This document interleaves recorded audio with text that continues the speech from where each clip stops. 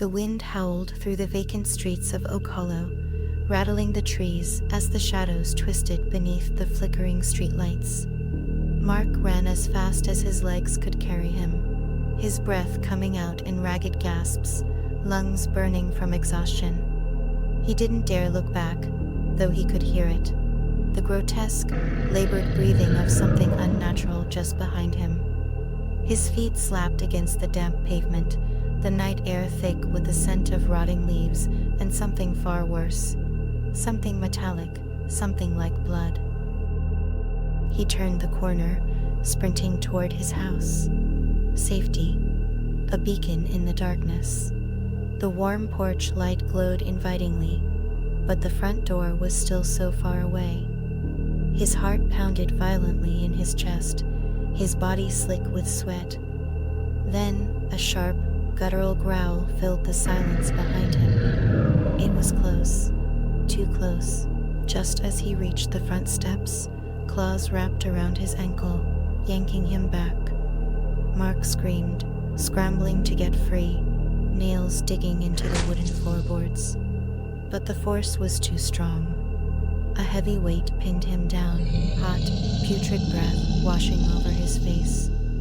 A pair of gleaming yellow eyes burned into his own, and just as he opened his mouth to scream again, he woke up. Mark jolted upright in bed, his body trembling. His sheets were drenched in sweat, his breath shallow. He clutched his chest, trying to slow the rapid beating of his heart. It was just a dream, just another nightmare, but why did it feel so real? The morning sun filtered through the blinds as Mark, Danny, and Lisa sat in their new kitchen, sipping coffee and discussing their plans for the day. The rental house had been a lucky find, a spacious 3-bedroom home just 15 minutes from campus. But something felt off. The neighbors had been oddly quiet when they moved in, watching from behind drawn curtains and barely offering a greeting. Anyone else notice how weird the people are here? Lisa mused, stirring sugar into her cup. Yeah, Mark admitted, still unsettled from his nightmare. They act like they don't want us here. Maybe they're just private people, Danny shrugged, yawning. Not everyone wants to be best friends with their neighbors. That evening, as the sun dipped below the horizon, Mark noticed something strange. Every house on the street had its lights off by 7 p.m., windows shut, doors locked. The entire neighborhood seemed to retreat indoors, as though following an unspoken rule. The feeling of isolation tightened around them, as if they had moved into a town filled with ghosts. By the second night, they heard rustling outside near the trash bins.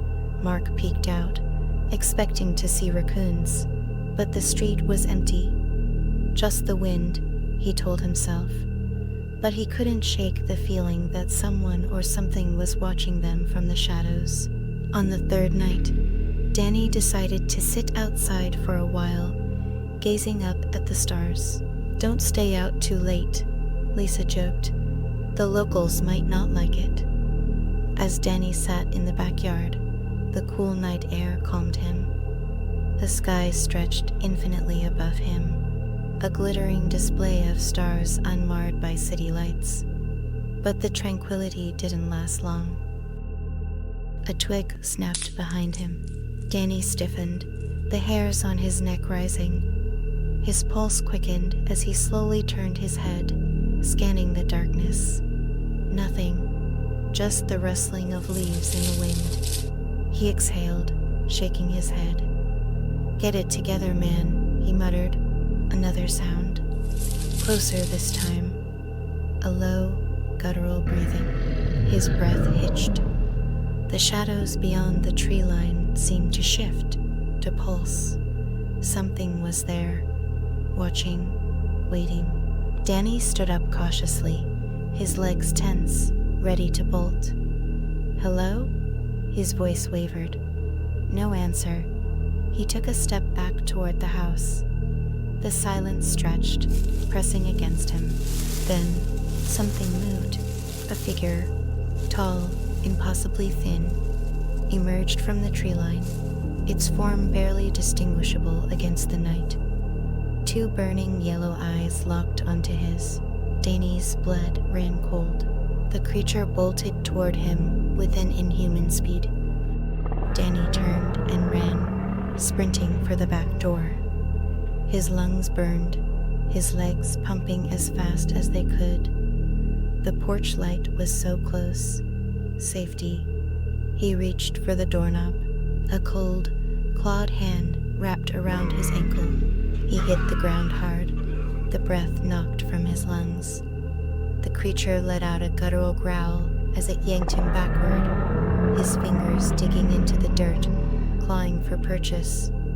He screamed, kicking wildly, his nails tearing against the wood of the deck. The last thing Danny saw was the distant glow of the porch light as he was dragged into the woods, his screams swallowed by the darkness. A couple hours later, Lisa went to get a glass of water before bed.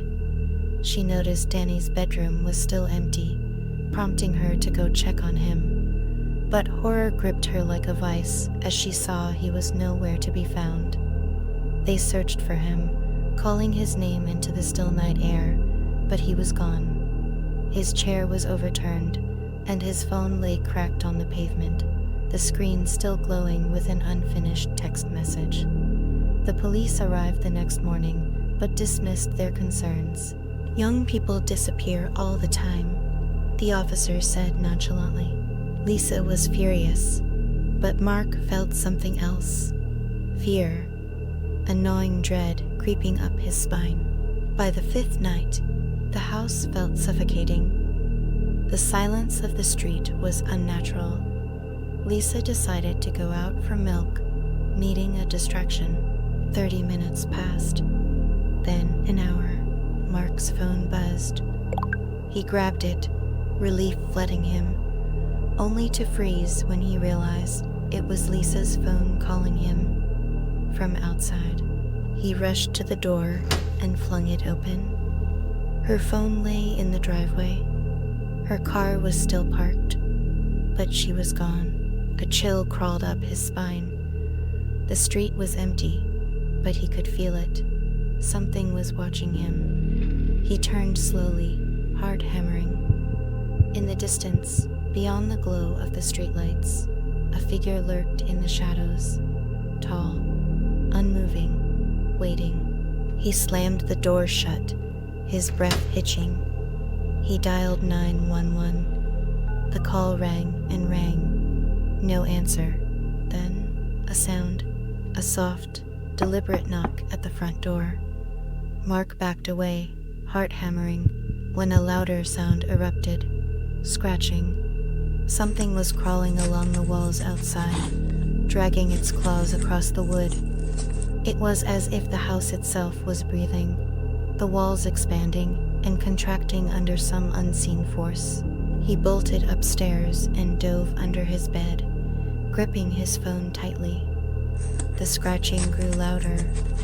Then, the front door creaked open. He had forgotten to lock it. Footsteps, heavy, deliberate.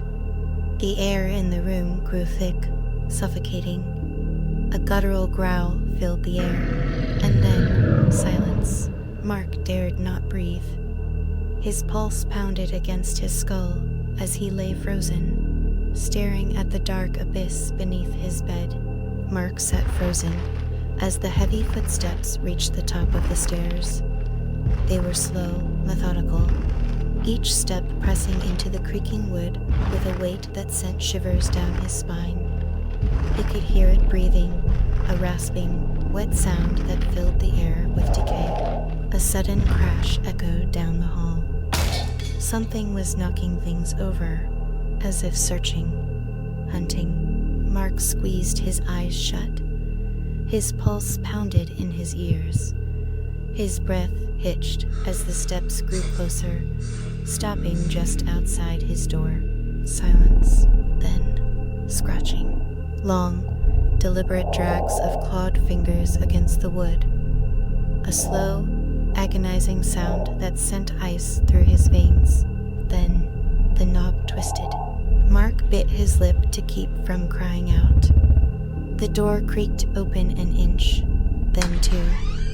A shadow spilled through the gap, stretching across the floor. A single, guttural exhale filled the room, and then it stepped inside. Something moved. The last thing he saw were two yellow eyes staring back at him from the darkness. The last thing he felt were claws wrapping around his ankles, yanking him into the void. As the night swallowed him whole, the wind outside carried the whisper of something ancient and hungry. The house stood still. The street remained silent, and the lights in the neighborhood flickered off once more.